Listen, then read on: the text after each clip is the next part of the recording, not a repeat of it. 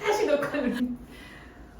안녕하세요. 반갑습니다. 저는 김은혜라고 하고요.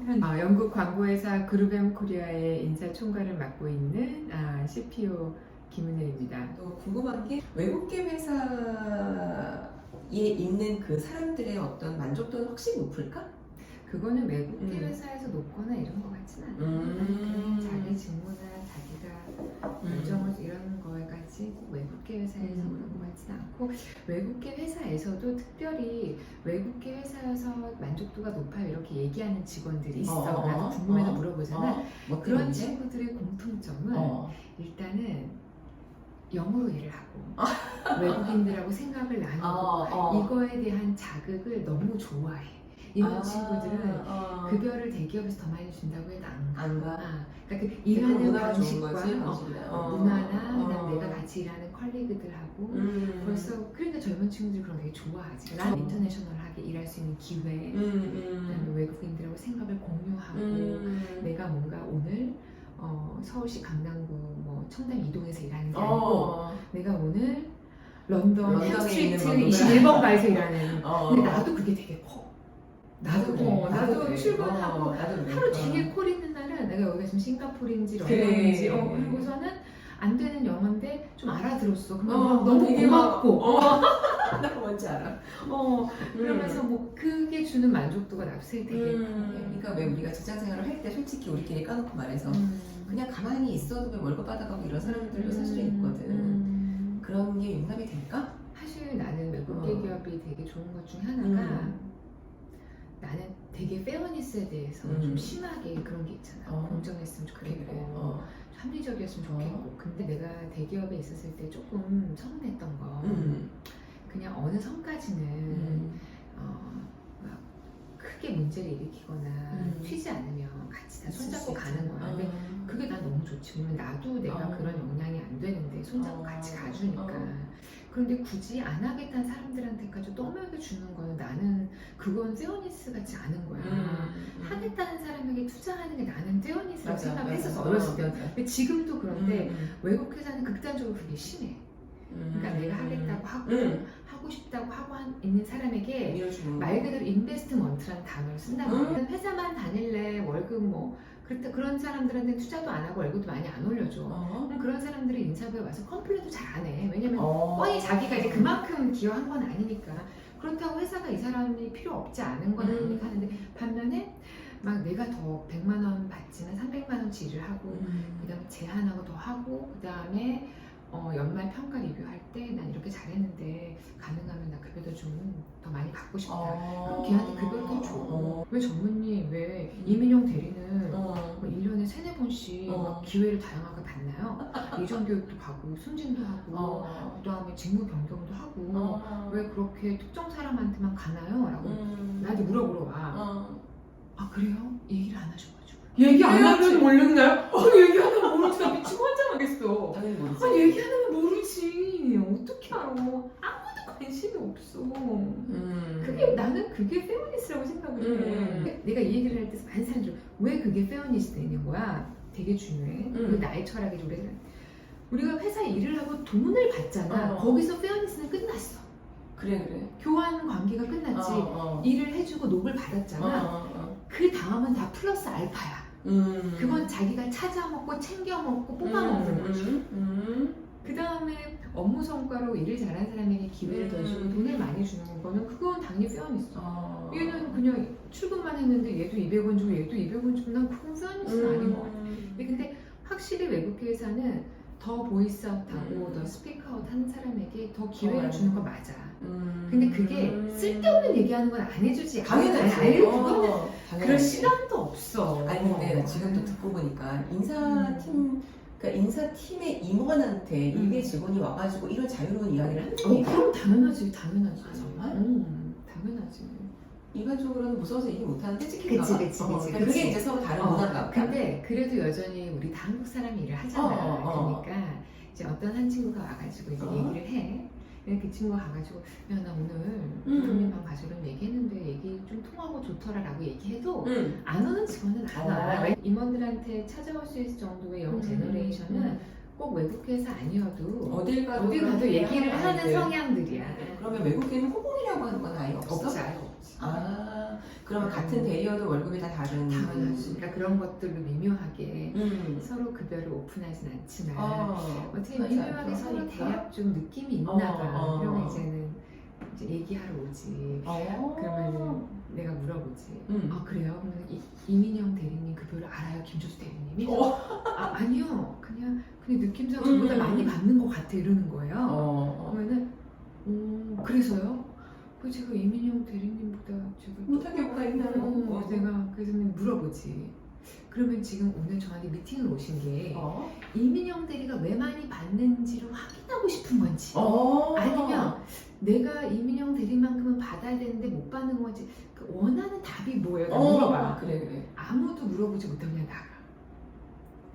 왜냐면 그냥 불만만 얘기하고 싶었던 거야. 그러니까 만약에 따질 거면 명확히 따져야 돼. 왜냐면 저기 뭐 내부 기밀 위반인 건 알지만 이민영 대리하고 뭐 술을 먹다가 얘기를 했는데 이민영 대리가 저보다 1,000만 원 더 받더라고요. 그러니까 나는 따질 거면 명확히 따지라는 거야. 그래서 본인도 리스크 테이킹 해야지. 그럼 일단 위반하셨어요. 기밀 유지. 왜냐면 급여는 회사 인포메이션이니까. 오케이. 그걸 감수해서 오케이. 하지만 제가 왜 1,000만 원 덜 받나요? 이렇게 물어보면 그거에 대해서 최대한 뭐 얘기를 해줄 수 있는 거지. 정답은 없지. 그래. 근데 대부분은 제가 1,000만 원 덜 받는 거는 뭐 평가가 그렇다니 할 말이 없네요. 근데 왜 이민영 대리가 1,000만 원 더 받는지는 알고 싶어 이렇게 되는 거야. 그러니까 이게 나는 되게 문제인 것 같아. 국내 회사는 이런 얘기 더더군다나 안 하겠지, 솔직히. 성과에 평가라는 거 사실 있긴 있겠지만 그치. 그게 되게 애매하잖아. 우리가 이제는 전문 용어로 이제 그룹핑을 한다 그래. 그러니까 어떤 그 잡의 밸류와 웨이트가 있어. 만약에 내가 비서야, 그러면 나의 밸류는 세크리터리야. 나의 웨이트는 내가 부사장 비서인 거와 회장 비서인 거와 웨이트가 다르지. 그러니까 업무의 어떤 무게감이 다르다는 거지. 그래서 그거에 따라서 똑같이 비서인데 일을 똑같이 했어. 그럼 누구에게 돈을 더 많이 줘야 돼? 회장 비서한테 더 많이 줘야지. 밸류와 웨이트가 높으니까. 그래. 그렇게 다 클래스가 있어. 직무마다 직무마다 잡밸류가 있지. 그거에 따라서 이제 뭐 회사마다 뭐 평가 시스템이 있으니까 뭐 출근을 잘했으니까 뭐 올 3월에 설정한 목표 설정이 몇 퍼센트 도달했으니까 이런 것들이 있고 나머지는 직속 상사가 이제 그 사람이 업무의 태도나 이런 걸 하지. 근데 여기서 그룹이라고 얘기한 거는 그래서 사실 매니저 이하까지는 그렇게 극단적으로 다를 순 없어. 1,000만 원은 좀 오버고 그러니까 그냥 이렇게 그룹핑 했었을 때 500만 원 차이는 많이 나는 거야. 왜냐면 같은 직무에 그룹들이 많잖아. 거기서 막 얼마나 막 누가 특출나고 이러기가 힘들거든. 맞아. 그런 와중에서도 500만 원 차이 나면은 되게 크게 나는 거, 엄청나게. 그래서 좀 그렇게 일을 잘하는 애들은 빨리 승진을 시키지. 그래서 대기업은 내가 천재여도 대기업 오너의 조카가 아닌 이상이지만 외국계 기업은 갑자기 내 옆에 앉았던 대리인데 너무 현실적이야. 갑자기 팀 리더 부장 돼가지고 올라가 있어. 그래서 그거 기분 나빠서 그만둔 사람도 있고. 얘를 특출나게 급여를 더 줄 바에는 그냥 차라리 얘를 승진을 시키는 거지. 왜냐면은 그 정도라고 하면은 팀의 리더인 거지. 근데 개인의 선택이라고 생각을 하면 될 것 같다. 나는 요만큼만 할래. 잘하는 맞아. 사람 맞아. 그런 거에 대해서 인정도 맞아. 하고. 그러면 그래서 이제는 보통 그 커리어 컨버세이션이라고 해가지고 미팅을 하면 저는 매니저 되고 싶지 않아요. 저는 그거에 맞게 지원을 해주지. 모든 직원이 다 매니저 하겠다. 그것도 문제지. 아니 그럼 외국계 기업이 혹시 단점이라고 할 만한 건 뭐가 있을까? 어떤 것 같아? 주변의 대기업하고 이렇게 비교를 했을 때 외국계 단점? 단점은 남의 나라 장사를 하는 거잖아. 그래. 이 비즈니스 그 업앤다운에 따라서 많은 것들이 확 바뀌어. 결정이 됐을 때 굉장히 빨리 할 수도 있지.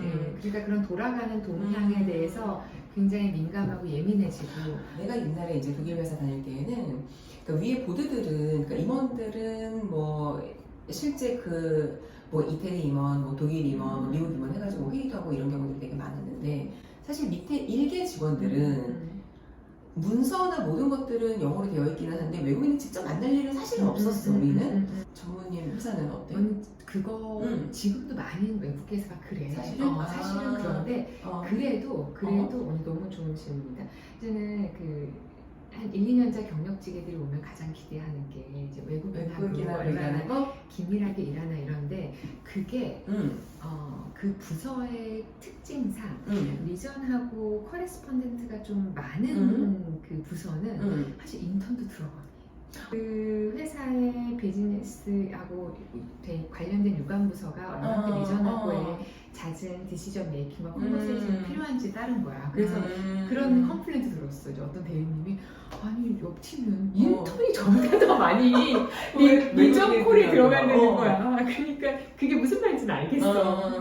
근데 대리님 쪽은 그게 아니었던 거지. 사실 막 거의 분기에 한 번 정도만 그것도 막 리포트만 해도 막 시스템에 넣기만 해도 되는 거니까 그냥 문서는 많이 보지만 사실 그렇게 활발하게 커뮤니케이션이 없죠. 그러니까요. 저도 이렇게 없을 줄 몰라서 옆 팀에는 인턴도 맨날 콜 들어간다고. 그래서 우리도 그때 보면은 내가 처음 회사를 딱 들어갔는데 나 너무 놀란 게 모든 직원이 이 조사 빼고 다 영어를 쓰는 거야. 뭔지 알아. 조사 빼고 다 영어를 써. 왜냐면 이 용어 자체가 다 영어니까. 그리고 나 진짜 영어 되게 잘하는 줄 알고 이랬는데 사실 알고 봤더니 걔는 외국인하고 단 1도 일을 해본 적이 없어. 그냥 내부 마치 언어가 회사 그거였어. 언어가 많이 물어보는 게 영어를 잘해야 되는 그것도. 영어를 많이 써야 되는 특정 부서는 당연히 인턴도 언니 영어 되게 잘하는 애 뽑아. 그냥 경력직이건 뭐 매년까지 영어 하나도 못해. 상관없어. 그러니까 그렇게 전반적으로 잘하면 되게 좋지. 솔직히. 그런데 특별히 더 영어 스킬이 요구되는 데는 우리도 뽑을 때부터 아예 대놓고서 좀 하고. 근데 중요한 거는 어떤 서튼 레벨 이상 되잖아. 그 매니저 정도 이상 되면은 다 잘해야 되는 거지? 잘해야 되는 게 아니고 잘하면은 유리하지. 외국계 회사를 준비하는 사람들한테 팁이라고 한다면 외국어 물론 직무에 대한 건 너무 당연하겠지만 그치. 영어 잘하면 너무 좋지. 그 면접 볼 때 어떻게 해? 무조건 영어를 다 이렇게 어떤 식으로? 지금 우리 회사는 바이링걸이 너무 중요한 회사에서 우리 채용 부장님 자체가 바이링걸 하는 사람이에요. 그분이 다 1차 인터뷰 영어로 좀 캐주얼하게 하지. 그렇다고 캐주얼하게 한다고 해서 그걸로 다 검증이 되진 않잖아. 그래서 어떻게 하냐면 대놓고 얘기하라고 했어. 우리의 영어 리ኳ어먼트 레벨이 이 정도다. 본인이 그거를 어느 정도 테이크할 수 있는지를 검토하고 우리가 오퍼를 줬을 때 수락 여부를 고민을 해라. 수습 기간이 잘릴 수도 있다. 그러니까 네가 잘 판단해라. 대부분 질문을 해. 어느 정도인가요? 어느 정도야? 거기서 쓰는 문서 샘플로 볼 수 있을까요? 아니면 어떤 토픽인지 알 수 있을까요? 그럼 우리가 그런 것들을 좀 그러니까 기밀 사인하고서 보여줘. 그러면은 얘기를 해줘. 저 이 정도는 제가 할 수 있습니다. 이 정도는 할 수 없습니다. 라고 하면은 우리가 이제는 얘기를 해주고 그리고 또 걱정이 되면은 그 팀의 피어 그룹하고서 커피 타임을 잡아줘. 와서 괜히 일 너무 잘하는데 영어 때문에 설령 좀 성과에 손해를 보면 안 되니까. 근데 지원하는 분들이 이제 뒷조사를 하니까 그래서 기본적으로 우리 회사는 거의 영어를 다 기본적으로 하는 애들이 지원하지. 얼마나 그 아이들의 커리어가 보통 어때? 어떠한 경험을 갖고 있길래 영어를 잘하네? 우리는 특정 광고 분야니까 광고 전공한 친구들이 생각보다 많고 뭐 광고홍보학과 대학들이 있잖아. 우리 광고홍보학과 나온 친구들도 이제는 우리나라에 대기업 광고회사 빼고는 외국계 광고회사가 숫자적으로 많거든. 근데 대기업 광고회사는 3-4개밖에 없고 나머지 수십 개는 외국계 광고회사니까 이미 그런 것들을 인지하고 대학 때부터 공부를 많이 하고 그래서 요즘 친구 다 잘해. 다 잘해? 나도 우리 외국계 회사니까 영어 듣기 잘하고 그 당시에는 면접을 옛날에는 더 잘하는 없었으니까 그랬는데 난 가가지고 업무에 대해서 뭐 보드들 미팅하는데 하나도 못 알아듣고 그거는 못 알아듣고 그거는 다 못 알아듣고 하나도 못 알아듣고 뿐만 아니라 우리는 독일이니까 사람들이 그러니까 유럽 사람들이 다 섞여 있는데 억양이 다 다르니까 난 미치겠는 거야. 너무 알아듣지. 나 너무너무 힘들었어. 지금도 우리도 영어 되게 잘하는 친구들인데 당장 미팅에 들어오면 못 알아들어. 그러니까 그게 영어의 그 기능적인 문제가 아니고 그냥 컨텐츠를 이해를 못하니까. 우리도 한국말 내용 모르면 옆에 앉아 있어도 못 따라가는 거랑 똑같잖아. 하지만 중요한 거는 그 그래도 이제는 나중에 컨텐츠는 이해가 됐는데 영어가 안 돼서 업무 팔로업을 못하는 어려움은 없지. 그러니까 진짜 우리 팀의 네이티브보다 네이티브 직원이 나한테 영어 엄청 잘한다고 얘기해. 그러니까 그게 내용적인 게 달라서 당연히 너무 그래, 그 그래. 친구가 100배 잘하지. 그러니까 그게 아니고 얘는 배경이 전혀 없으니까 말 못하는 거고 나는 모든 상황을 아니까 영어가 좀 안 돼도 와서 이제 일을 하면서 스스로 캐치업을 하면 되고 영어가 잘 된다. 그래도 안심하면 절대 안 되고 와서 업무를 캐치업해야 돼. 좀 안 돼도 괜찮아. 근데 안 됐는데 영어 공부 1도 안 해. 그래, 노력 안 하면 안 되지. 그건 너무 심각하게 바로 퇴사해지는 거. 우리 매일 아침 외국어 선생님이 와가지고 영어를 해주셨는데 영어를 뭐 7시 이렇게 출근해서 아침에 수업을 무조건 들었는데 그래서 아침에 가서 수업을 듣잖아? 기본적으로 영어를 잘하는 사람만 앉아있어.